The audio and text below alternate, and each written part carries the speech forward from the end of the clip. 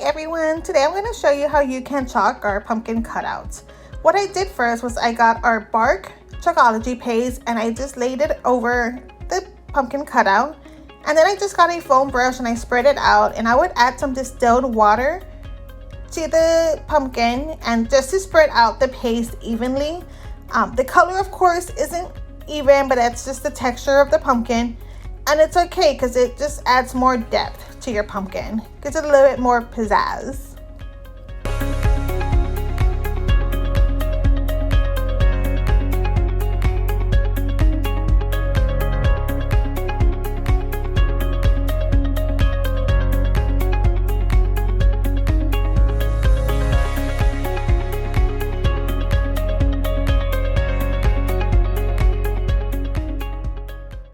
And once I'm done, I just grab my heat gun. If you don't have a heat gun, it's okay. You can use a blow dryer. Just allow it to air dry.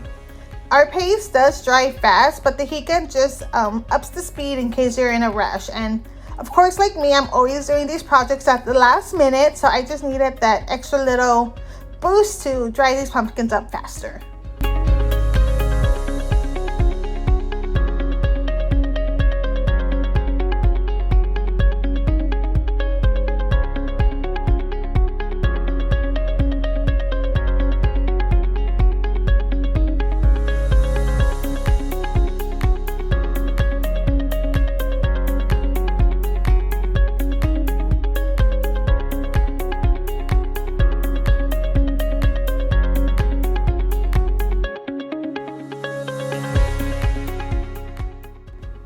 And after it was done, I just got a sanding block and I just sanded it a bit. And then just make sure you dust off the little bit of dust that stays on there.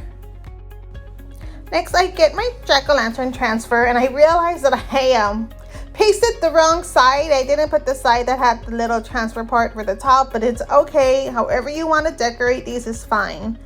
So with these transfers, since there is such a lot of negative space with the silk screen, it's hard to get the orange peel on there like super even. At least for me, I'm still learning how to perfect my technique, but it's okay.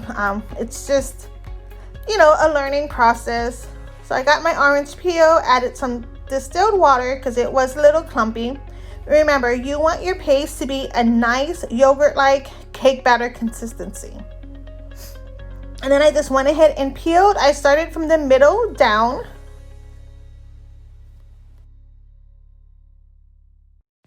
And then I go to the middle up, and I just paste it up. And I told you I was having some difficulty with the transfer just because there's a lot of negative space compared to the pumpkin, but it's okay.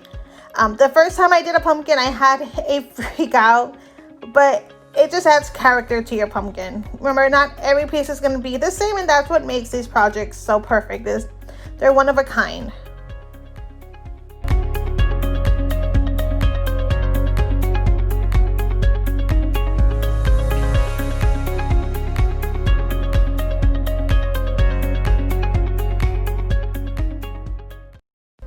Then I went ahead and did the same thing for the smaller pumpkin, which was a little bit easier just because it's smaller, but as you can see, there's still shifting going on.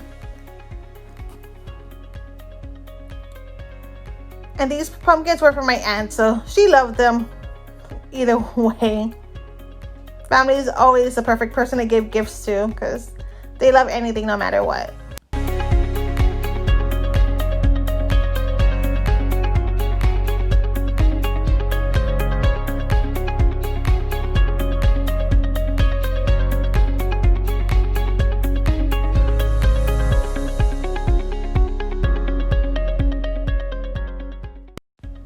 And here's how they look. I'm just gonna get my gun, my heating gun again, to speed up the process. This is a heating gun I got at Michael's. It's nothing fancy. It's where they have all the embossing to that. And again, if you don't have a heating gun, you can allow it to air dry. It doesn't take that long to air dry, or you can use a hair dryer as well.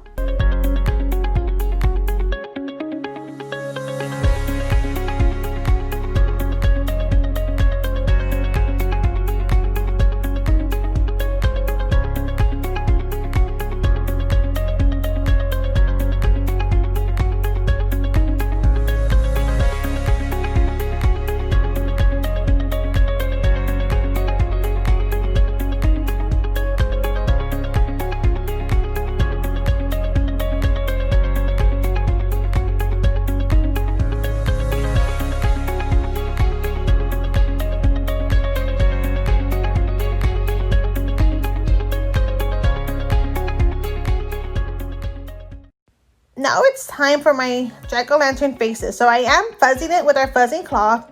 I didn't do it with the cutouts of the pumpkins, but I am doing it with the faces because I don't want my transfer to stretch out or get thin or make bleeding when I apply my paste.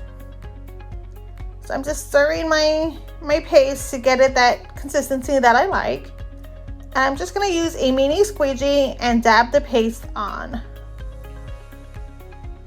And I'm just spreading it out. Any excess that I get, I'm putting it back in the jar because a little goes a long way.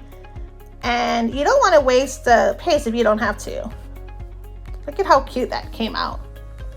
Now it's time for the big jack-o'-lantern.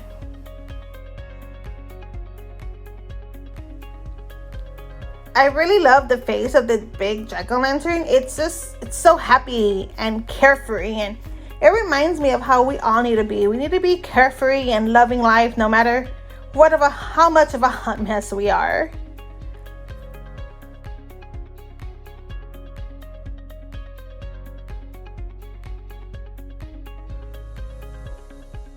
And here they are. What do y'all think? I hope you like it. Please make sure to subscribe to my channel, and if you have any questions, please leave them in the comments. Bye!